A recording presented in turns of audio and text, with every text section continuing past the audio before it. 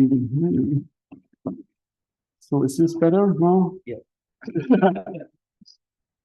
I work for ARM. A lot of people from ARM are here today. So we are the guys running this EAS and the capacity aware scheduling on energy models. And we already talked about a lot of features, CPU overutilization, task wake up, misfit load balance. Those are all energy aware and some of them capacity aware features of the task scheduler and mainline. And unfortunately, we are still the only architecture using big, little, or dynamic. Obviously, it would be wise to share the code and let other major architecture use it. 6 and the hybrid initiative from Intel came pretty good to support the mainline code, because we can't forget, if nobody's using those features I just mentioned here, then there will be less development in this area, and obviously less maintenance and bug fixing. I have to state here, we with our architecture, even though it was mentioned today that some of the feature Intel has.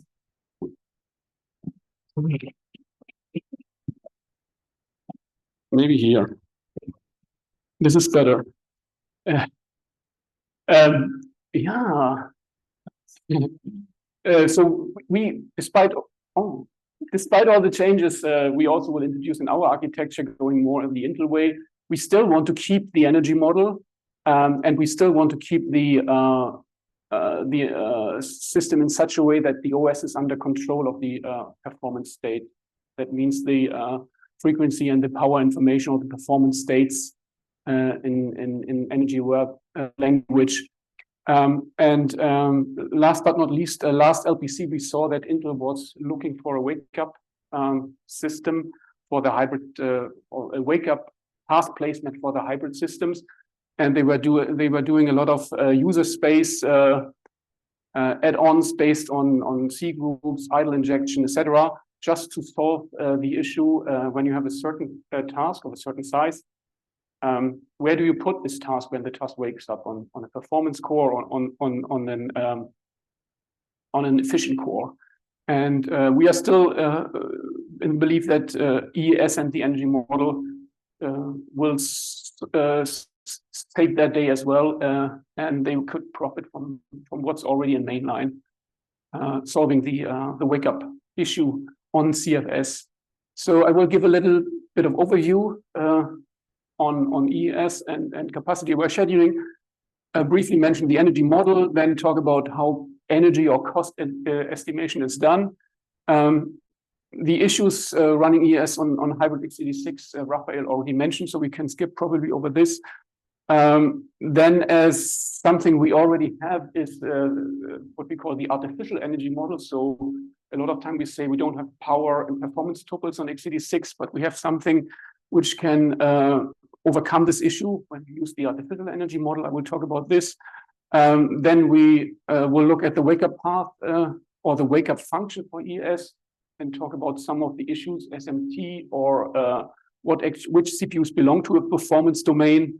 And then last but not least, which kind of adaptations are necessary to let the EAS code work on the Intel system. So this is an overview slide about how the wake up works. On the left-hand side, we have capacity aware scheduling. We want to wake up this little task here. We have four CPUs. 2 of them are little, 2 of them are big. And the utilization, that means the size of the task, would fit here and here. In capacity aware scheduling, we look for an idle CPU. That's the normal, the fast part in the scheduler. You want to place a task on an idle CPU. What we do on top of this in capacity aware scheduling is we check the size against the capacity of the CPU. So we could either put it here or here, and it just depends on the target CPU. The target CPU is either the press CPU the task was running on, or the scheduler runs on the CPU right now. It depends on the wake up fiend function. But you clearly see here, we only guarantee that the task size is not bigger than the capacity, the remaining, the capacity of the idle CPU. We are not guaranteeing that we put it onto a more efficient CPU. That's the price we have to pay here for this fast algorithm. People who are familiar with the scheduler, this is in select idle sibling, and it's just a capacity extension. On the other side, we have EAS, the same kind of issue, but here we are not satisfied if we find a CPU 1 or 3, but we take candidate CPUs. We say, first of all, this was mentioned already by Vincent today. We obviously choose the one in the performance domain, which has the biggest spare capacity, which is CPU 1 here again. And also we choose the one in the big performance domain with the max spare capacity. And once we have figured out that there are 2 candidates, so we iterate over all CPUs. Here we are already fine when we find one. And then we compare the energy which we have to spend. And this was also mentioned today. You might think it's always the small CPU, but it depends on which state the CPU is. If we have to raise frequency, which is depicted here, it might be more costly to put it on a little CPU than on the big CPU, because here we are completely fine with keeping the frequency. It all depends, obviously, on the energy model. EAS only works in what we call the CPU if we are not overutilized. So the utilization, which you see here in terms of task, the sum of task utilization has to be smaller than 80% of the capacity of those CPUs. I think we talked about this already as well. EAS is disabling load balancing. So once you place a task, something like a new idle balance cannot mess up your task placement scenario if you stay outside load balancing. This depicts here a power performance curve of this system with 2 performance domains. So you see here the performance states, and we can, when we design a system for energy-aware scheduling, we run those. We run the system on individual CPUs. We do use a specific workload, and then we pin the CPU to certain performance states by frequency. So frequency is related to performance, and this is where we gather those points for those 2 different performance domains, and they end up in something what we call the energy model, where you have a performance domain per CPU type, and you have those capacity power tuples here. Obviously, here it's the big CPUs. It's all related to 1024 at the highest performance state here. I don't have to mention that it's only used in EAS, not in CAS, right? So this is how we do energy cost estimation. We have here a sum of tasks on the CPU. That's our utilization. This is multiplied by the power at the capacity the system is right now. Capacity is related to here, so the utilization has to fit in the capacity. And then we take those numbers and get an energy number. The real amount of the energy has no sense. It's just when we compare to place the task on either this CPU or the other CPU type, where this comes into, where we take care of, or where we compare those values. So the absolute number has no meaning. But if we then say capacity is equal frequency multiplied by the max capacity divided by max frequency, like this is easy to see here, then we can reduce this this formula from here to something which is energy is equal cost to utilization, and we can pre-calculate those cost value here. Those things are all known at the particular performance states, and this cost thing is static. And I think Lukas, this is also what we use in the energy model right now, right? So if we talk about how to figure out what the energy cost is at a certain utilization, we don't really take power or performance into consideration. It's a cost factor, which is static. So if you look at the debug interface of an Intel system with energy-aware scheduling, you find capacity, power, cost, and frequency, whereas we only use cost, which is important to let it maybe run on x86 systems as well. Those are the issues we were mentioning here already today, so I will skip over them. A lot of this stuff we just ignore, which I don't make will not make everybody happy here, but this one is also important, right? Since we don't have those performance states, our capacity tuples are not there. We can either use an artificial energy model, or we just use the CPU efficiency values, which we also find at Intel. We said this before, we are not here to get exact power numbers or capacity numbers. We just want to see the difference in this one thing we do when we place a task. So we would just want to see which placement is more efficient than the other. Another thing SMT was mentioned, and that also the capacity value works nicely if you disable it on the command line with no SMT. The only thing we came up with so far is to say we bake this idea into EAS, and at the moment when a performance domain figures out I have CPUs which have SMT support, then it will only place tasks on the first CPU. So it will not use the companion CPUs or the siblings. It's not a nice solution, but there's absolutely no way either to reason about when you give static capacity values to SMT threads. What will happen if you only use one? That's okay, but if you use two, then you don't know how to adapt those capacity numbers or what it also means in terms of utilization when you have to aggregate it. Yeah, so the idea of an energy model is just to make this idea of the full-fledged power performance thing something much more simple and use a linear relation between performance points, which are only artificial because you don't have them. The only difference here is the slope of those curves is exactly the same.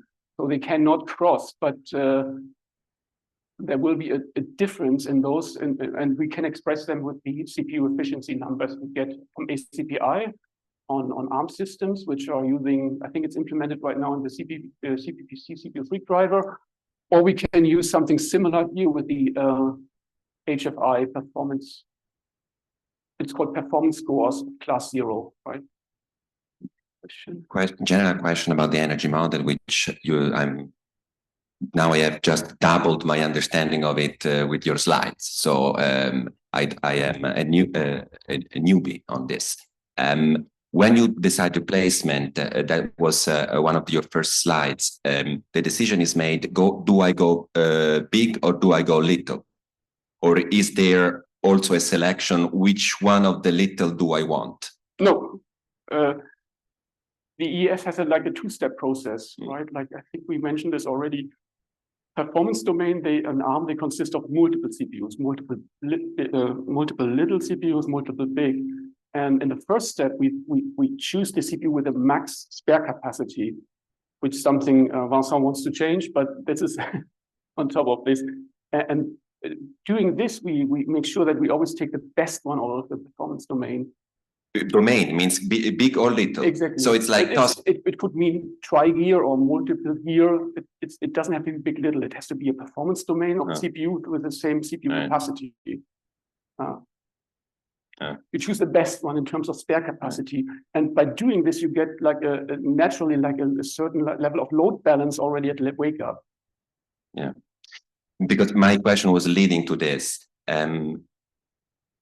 This is a sophisticated theory, but I'm trying to understand, is this competing in a philosophical manner with tossing a coin? Like if this is a very complex box that makes a lot of calculation, and in the end, the output of it is either left or right, or 0 or 1, something like that. So in order to, or 0, 1, and 3 when you have a tri-gear system. Okay, so it is. So you're saying yes, it's actually a complex box that at the end it tells me this or there, this or there. So not okay, it's more complex than that, because I was trying to say, if still in the vein of Vincent saying you don't need to be perfect, right? And I was trying to go and elaborate on that, is that you don't need to be perfect, you need to be better than tossing a coin or something like that. So you say, if I do 80%, it's good. No, if you do 55, it's good. You see what I mean? And I'm trying to understand, is that correct? Is that you have to define perfect, right? Like the perfect thing is here that you have a certain CPU you have a certain task characterized by fact that they're not doing it. This was because now the perfect is perfect and it doesn't exist. But I was trying to understand if you're shooting for better than not doing it, or actually it's a mental exercise. Really is a comparison between the box that produces a certain configuration and the random generator that produces a certain configuration. We want to be better than the random generator. You want to be better than the random generator, essentially. But yeah, and as long as you are better than the random generator, this is okay, right? Otherwise, you could just use the select idle sibling, right, and always go with the idle CPU. But that's yeah, exactly. You are always right. Lukas has a question.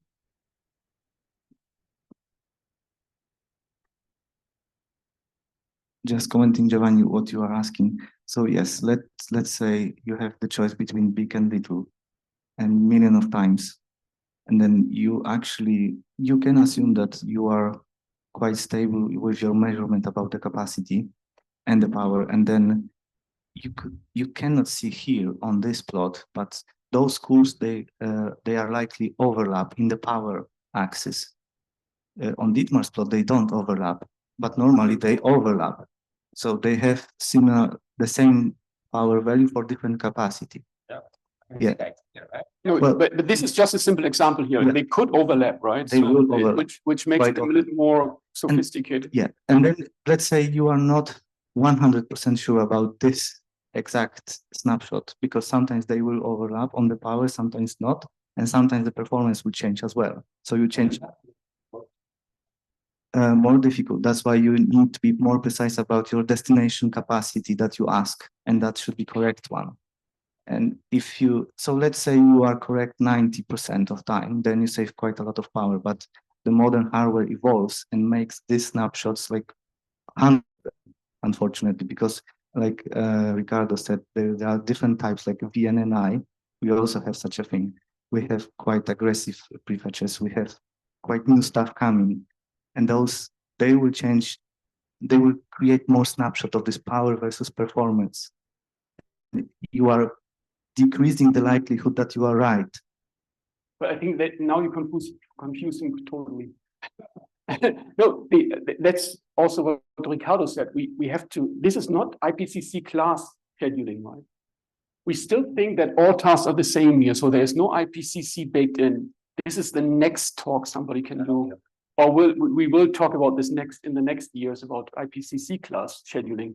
That's why we have, Intel has this HFI table, which I completely not 100% understand, but this is the next frontier of aware scheduling, I would say, just to keep this sane here. Okay, yeah, and to establish the difference here, we can either use ACPI on ARM64. This is implemented, but not very much used, I would say. And for x86, we could use this already mentioned hardware feedback interface efficiency score value of class 0. What does this allow us to do is to reuse also for x86 the whole infrastructure for the energy model. It's not an energy model. It's just like we have the difference in the efficiency of which we use, because we have straight lines. There are no curves, right? But those straight lines, they can still overlap in the sense of the lowest OPP of the high could be more efficient than the highest OPP of the low. Obviously, you will not figure this out by just using the efficiency number, because that's offset. I think I have this explained. But again, this is from a maintenance standpoint.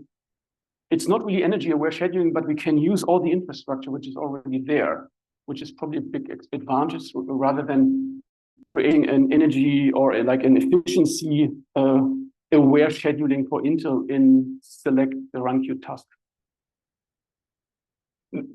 That's why there's a lot of overhead involved. The key point here is that the user of the energy model does not specify power and frequency tuples. It specifies cost directly, and those cost values are made up. And the only input here is the HFI class thing so far. Let's talk about this a little bit more on the next slide. This spot here. So this is just an idea which we deployed on this Intel hybrid system. So the cost is a linear function with a certain slope and an offset. And what's really only important here is the HFI efficiency score, which is, when I read the table correctly, 100 for an efficient core and something like on my system 92 for a performance core. And it's the same on each class, so I'm not sure how correctly this is set up. But again, this is the only information we have. And then if we deploy a cost step of 1 and a capacity step of 20, we get this nice graphs here, which tell us it's always more efficient to put it on an E-core, except when the big core or the performance scores are on a very low frequency. The frequency value we don't know. That's the capacity here, and it's lower than, or maybe lower than, the highest point of the efficiency core here. But this is all made up, right? So essentially, you will not get more information. Even the scope is not necessary if you don't want to have those overlapping things. You don't really know why they are there. If you want to figure out, you want to have overlapping curves, then you have to do some power measurements. And then we got into all the problem, what does it mean? And how stable is our measurement system? That's why the best would be just to keep them, to keep the slope 0 and then just work with the offset here.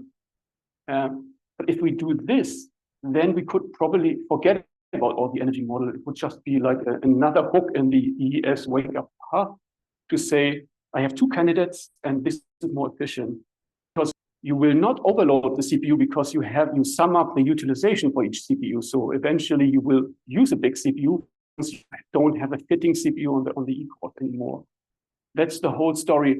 Why we do this kind of dance here? Because we could use the system or the code like it is right now. We don't have to provide this hook for efficiency for x86 in EAS. And another thing is, maybe we talk about this in the next slide. Yeah. So this is the wake-up path find energy efficient CPU. It was mentioned today already a couple of times. We iterate over all performance domain. We iterate over all CPUs. We find a candidate CPU which can fit the utilization of the task. And this one also has the max spare capacity. That's the load balance aspect I was mentioning. And to be able to do this, then those E-cores or the P-cores, or even those P+ cores, which have a little bit more capacity because of the ITMT thing, we can only do this if we reach a point where to set up the system in such a way that those cores belong to a performance domain. In the current EAS implementation, we relate the number of CPUs in the performance domain to the CPU freak CPUs mask, which is not working in x86 because you have per CPU frequency. So we have to do this later in the setup. So it can't be. This is one of the examples where we can't just take the code and just bump in something we have in, let's say, an ARM driver into the Intel P-state driver. So that's why I kind of think that it might turn out to be simpler to add a hook in the in kind of in the right place in the. Absolutely. My counter argument is here. Now I have to go into the details. Okay, we'll take it with no, it won't. So in ARM, the energy model comes up and creates so-called energy model performance. It contains the table we just saw on the other slide and the mask of CPUs. And when the scheduler kicks in and creates this schedule domain hierarchy, it just refers to those guys. And it does this per CPU. And it figures out, is the CPU covered in this mask? And then it does the linkage between the energy model.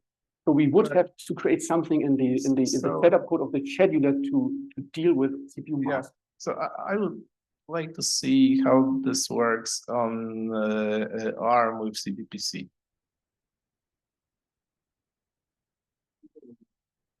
It's enabled, yeah, but but I'm not familiar with the code, so I need to have a look at it and see how it's done.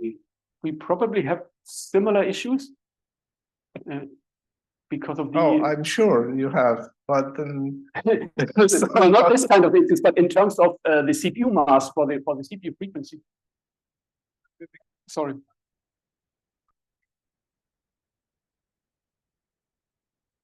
So you can obtain that information from CPPC. That is, you can obtain information that are in the same frequency domain. Well, actually, that are dependent in regards to performance, whether it's frequency domain or not. Mm-hmm. It might not be CPPC. I think it's something else like PSD domains. So it's not in the CPPC, but it's in the ASL tables, I mean, SDT table and SSDT tables that you have the topology and you can see each how all the CPUs are related or connected if they are in the same performance domain or not. Yeah, but we don't have an ARM server with big little, right? That's why it was never tested on a real production system so far.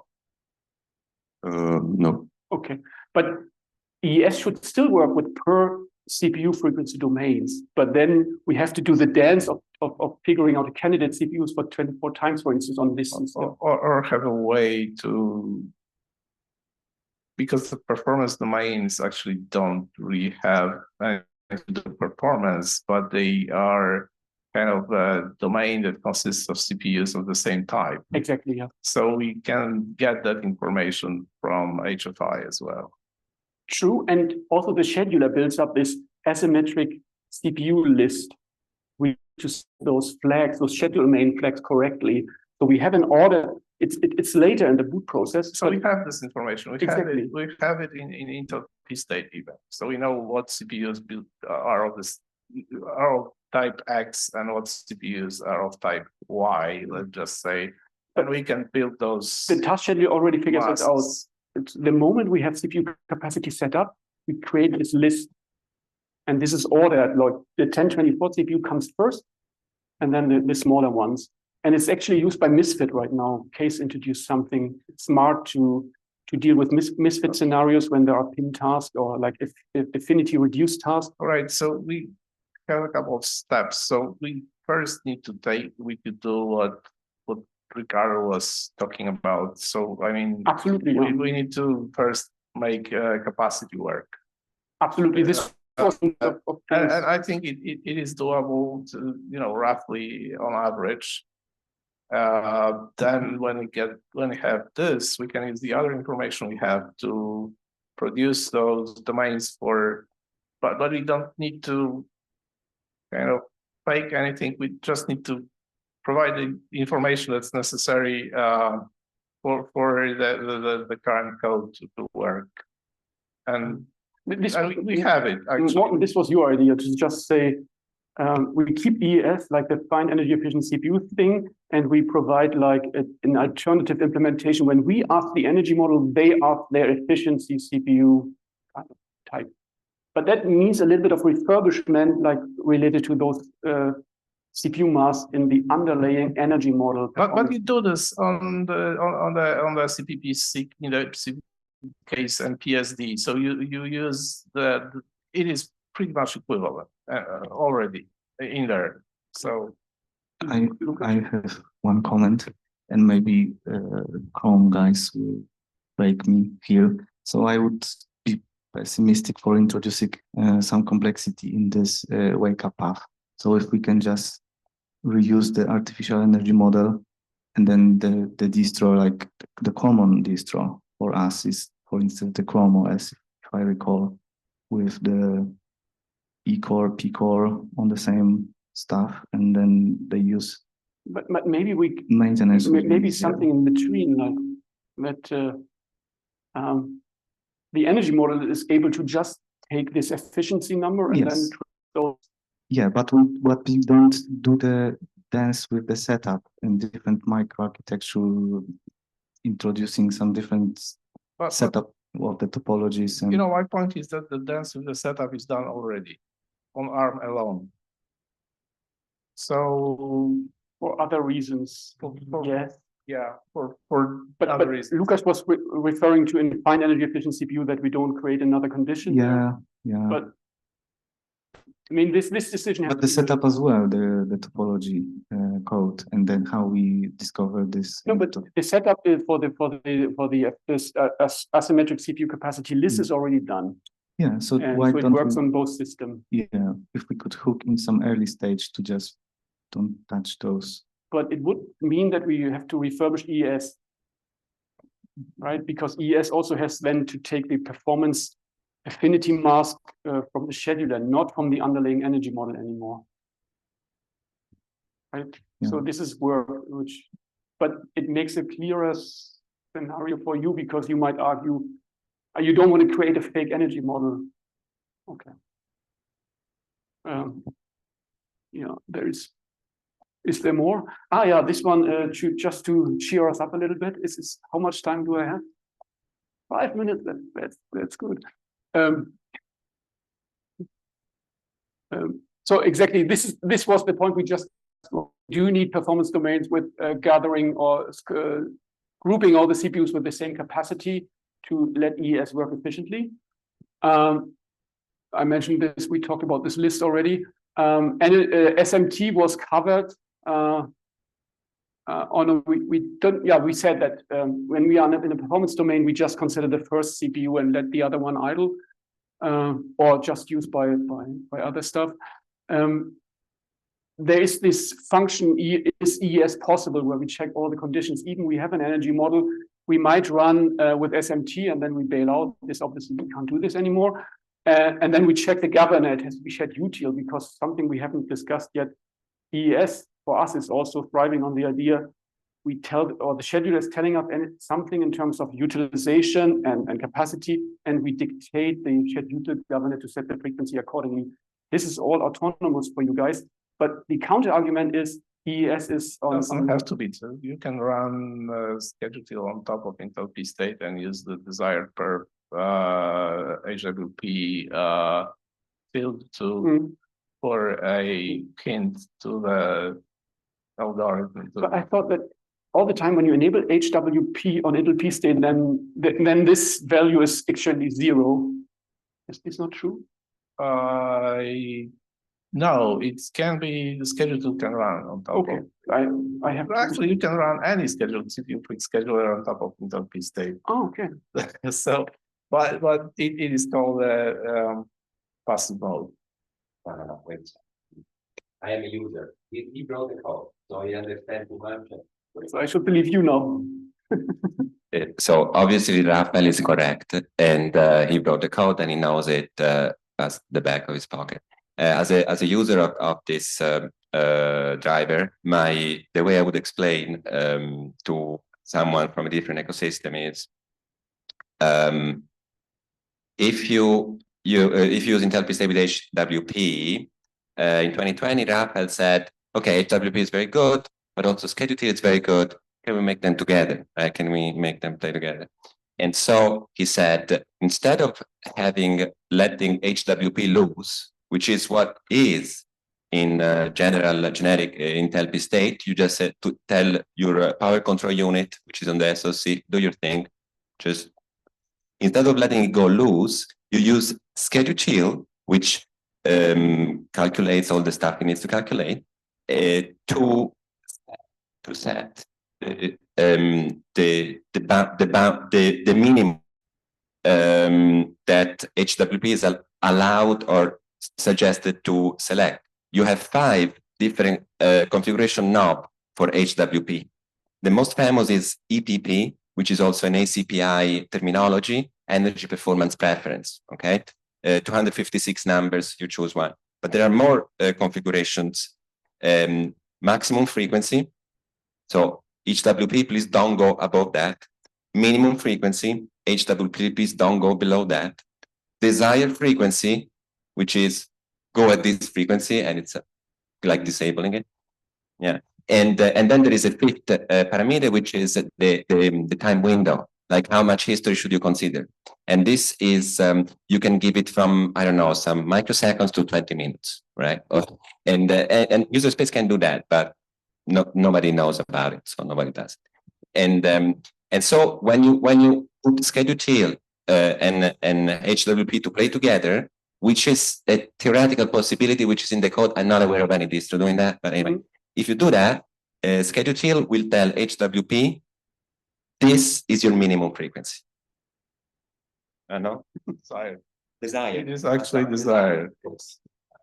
Yeah, definitely. I mean, I run desired. HWP without schedule till so far, but the benchmarks are just they are just based on some early patches, right? So we can do probably more experiments on this particular machine. That's not a problem. But you have to know what to ask in terms of setup, because you don't think about all those things. And the governor null, yeah. No. Policy governor null, yeah. This is what happens if you run just into P state HWP. Okay. And if you run it with the schedule till, it says schedule till? I think it has to be, yeah. So this will actually pass the existing possibility EAS possible test, but I had to tweak it here a little bit to let it happen. And then there's something maybe not so interesting. We have Lukas implemented this reloadable energy model. And one of the first use cases you baked into the patch set was to help out system where the capacity values, they are set up later. So you have this information that now this capacity values are there, and now I rebuild the energy model in terms of setting the capacities in this table correctly. The same thing can happen on x86 as well, or happens there, but your feature is not supported for the artificial energy model. Yes, correct. That's why I had to tweak it a little bit. Yes, but that was one of my comments now. So if Rafael argues about using energy model, this is one of the benefits, that you can actually reload your energy model and you change the scores.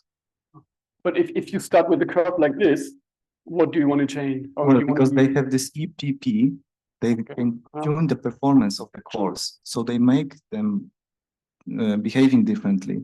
And then they can reload the energy model to reflect this fact, actually. But, so if they have such a variety of knobs, then they can reload the model. True. If they don't have the model and they have only one bypass path in the code, then this is not configurable.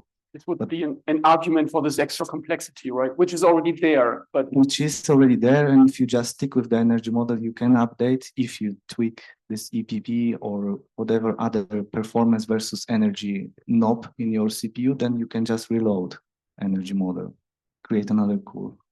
Okay.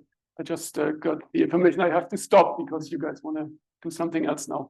Thanks for listening, and yeah, somebody's hungry.